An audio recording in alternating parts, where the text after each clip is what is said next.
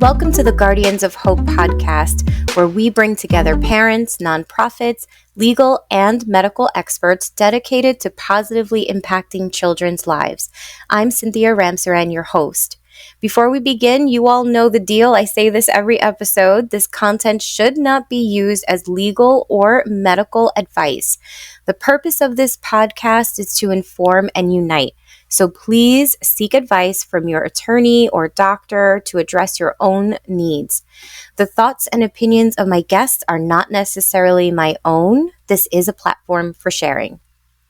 After separating from your partner with whom you have kids with, it may be difficult to maintain a relationship with that person for the sake of healthy co-parenting. In the early stages of my co-parenting journey, someone once told me, you can't hate your ex because your kid is half of them. Or can you? Darlene Taylor, certified professional parenting and life transitions coach, therapist, and former clinical social worker, is here to help guide you through co-parenting and navigating differences. She is the author of It's Not About Us. Darlene, thank you so much for joining me today. Thank you for having me. I'm excited to be here.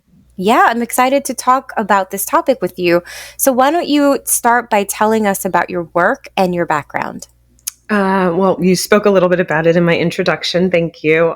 I have a background as a clinical social worker, and currently I'm working as a life transition coach, kind of specializing in co-parenting coaching. For about 15 years, like I said, I worked as a therapist and a professor and then transitioned into coaching, generalized sort of life coaching. And then I wrote a book. So the book was sort of born out of this huge transition that I had in my own life. In 2019, I moved from Cincinnati, Ohio to Los Angeles, California, essentially because my ex-husband asked me to.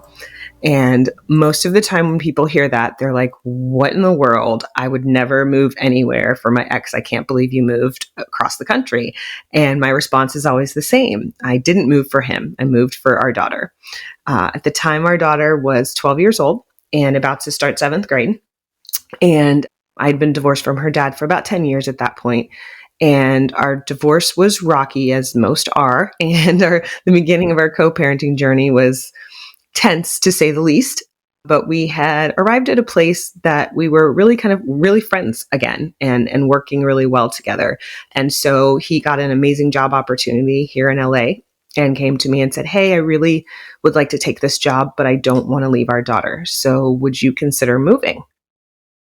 And after a lot of soul searching, lots of talks with my friends and family, and really just kind of trying to figure out what the right answer was, I arrived at the place where I thought, yeah, you know what, I'm going to go, because once you have a kid, it's not about you anymore. And particularly once you go through a divorce, it's not about you. It's not about your ex. It's not even about the relationship you have with your ex. It's about your child and what's best for your child.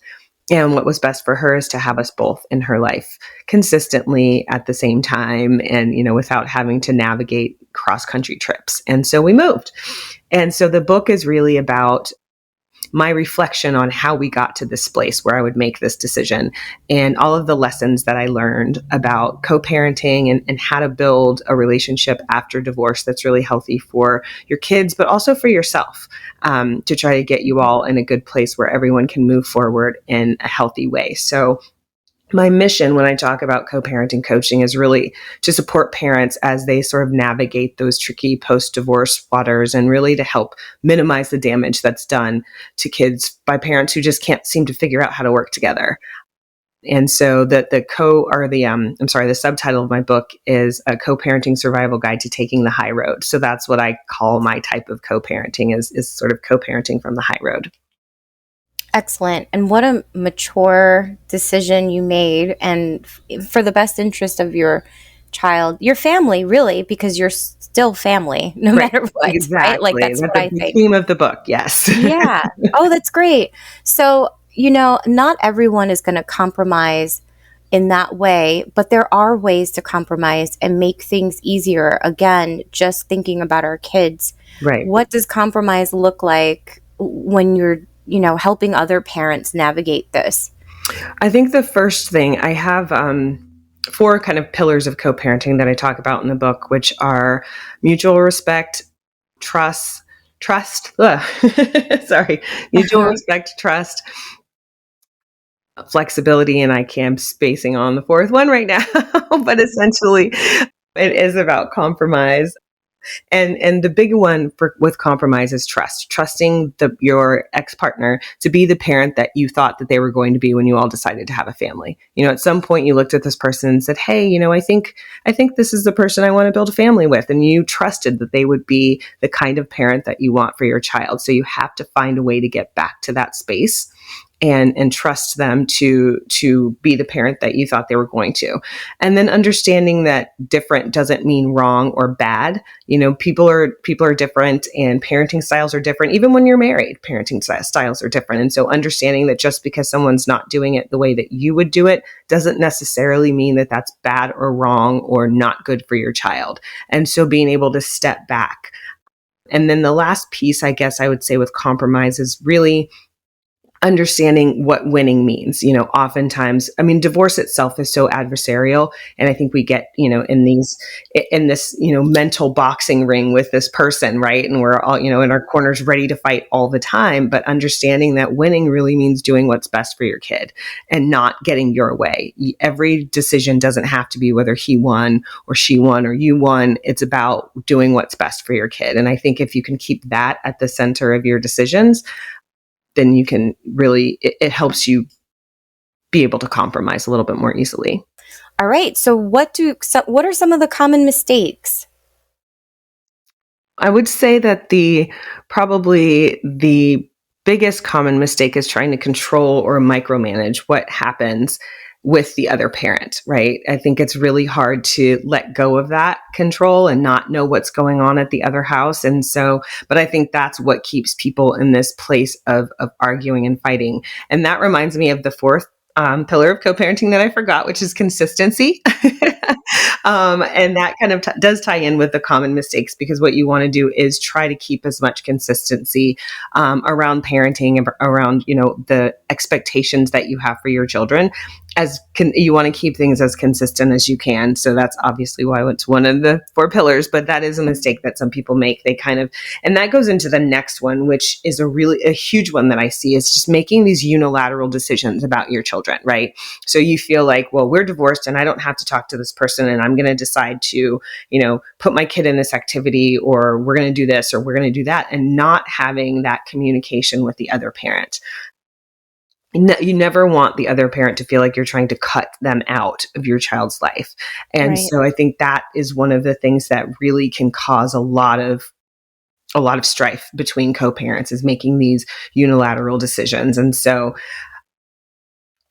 in the book, I think when I talk about that, it's about, thinking about it. Is this a decision that you would have made on your own if you had stayed married? And if so, then cool, go ahead and do that. But if it's something that you would have discussed when you were married, that doesn't change. Those rules don't change now that you're divorced, right? This parent still has a say in what goes on in your child's life. And so being able to keep those lines of communication open, I think oftentimes people feel like once they're divorced, they don't have to talk to that person anymore. And that's, honestly, I probably talked to my ex more as a co-parent than I would have if we were married, because I just sort of did everything. So How funny is that? yeah.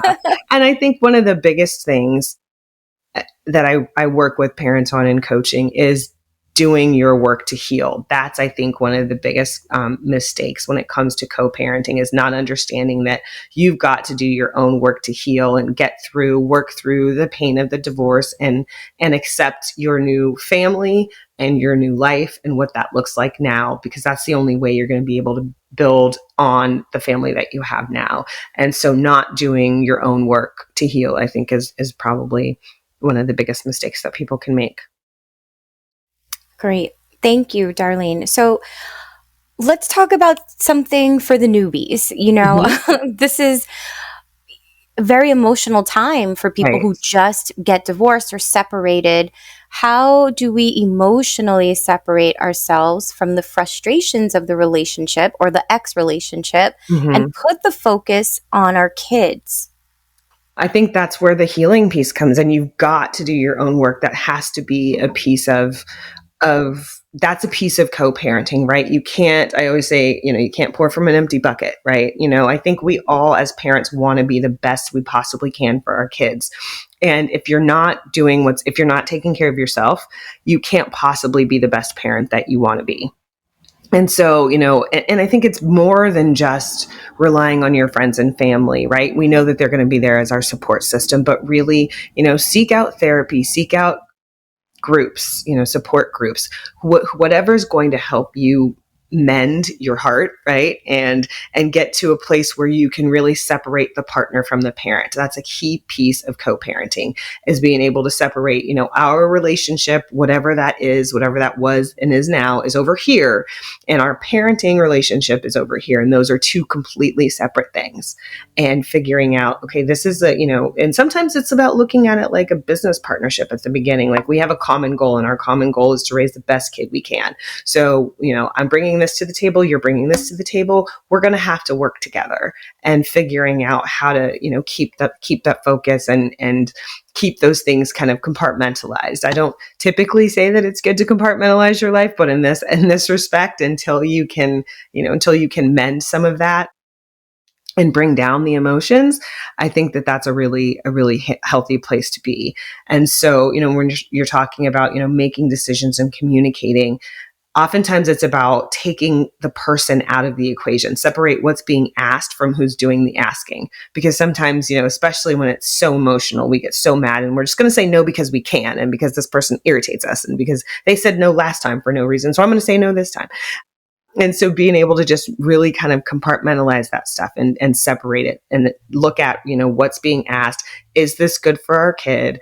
And if so, go with that. There's going to be a lot of, tongue biting, and, I did not say the high road was easy or fun.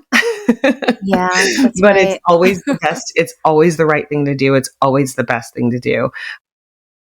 It always, it just is. It's always the best thing to do. And so just really being able to, for me, I really wanted to be proud of the way that I co-parented. I felt like the only person that I really owed an explanation to about my co-parenting was our daughter. And if she has the right to ask me why things happened the way they happened, why I did this, why I did that. And I really wanted to be proud and not ashamed of the things that I did. And that was really my guiding light for being able to make those, to separate from my emotions. And so it's about, asking yourself, aside from who this other person is, no matter, you have no control over how they're going to co-parent or what they're going to do. You have control over yourself. What kind of co-parent do you want to be? Who do you want to be? What kind of mom do you want, or dad do you want to be for your kid? And follow that path, no matter what this other person does. It's great. And ideally, we want both people on the high road, because that makes life easy for everyone. But sometimes you're the only one up there. And oftentimes, to get to the high road, someone's going to have to go up there first. And like I said, it's not easy, but it's always worth it. And your kids will benefit from it. Mm. Now, for those who want some light at the end of the tunnel, does it get easier? Yes, it does. Okay. I will say that for the most part, I think, in the event that you're not, in a really toxic relationship, and, you're not co-parenting with, a sociopath or or someone who is just dead set on not working with you. In that case, and I know a lot of people who are in that situation. And in that case, sometimes it feels like it doesn't really get easier. But I always say, when we're talking about moving through this, give yourself space to evolve. I say time, space, and grace. Give yourself time, understanding that, this is going to take a while to adjust to this. Give yourself the space to do that. Give yourself give yourself and give your partner the grace to make mistakes, and understand that this is going to be in flux. And even what your co-parenting relationship looks like 2 years out will probably look different than it does 5 years out and 10 years out, because things evolve and new people come into people's lives, and, emotions, people heal, and all of those things. And so I think just understanding that it's going to be a journey, but it does get easier. And I think that if you can keep the focus on being your best self, being the best parent that you want to be, and, just trying to work for everyone's piece in the equation, not just the piece of your kids and not just a piece for you, but not being in that adversarial relationship with your partner is, peaceful for them too. And it's really, the people who are at peace don't usually try to seek out war with with others, right? So, if we can just try to create that for ourselves and for our children, and it kind of spills over into your parenting partner. And I think that that's just beneficial for everyone.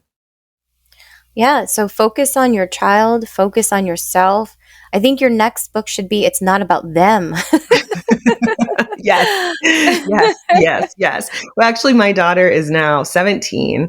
And somebody was asking me about the next book. And I said, honestly, I kind of feel like my next book needs to be like, okay, now it is about me, right? Like, how do you, when you Yeah. focused, and I think that that's true for even parents who've stayed married, but when being a parent has been, sort of the center of your universe, it's not like you stop being a parent when they graduate and go off to school, but it definitely changes, and it's not that day to day. And so I was like, I'm looking around at my life, like, what do I do now?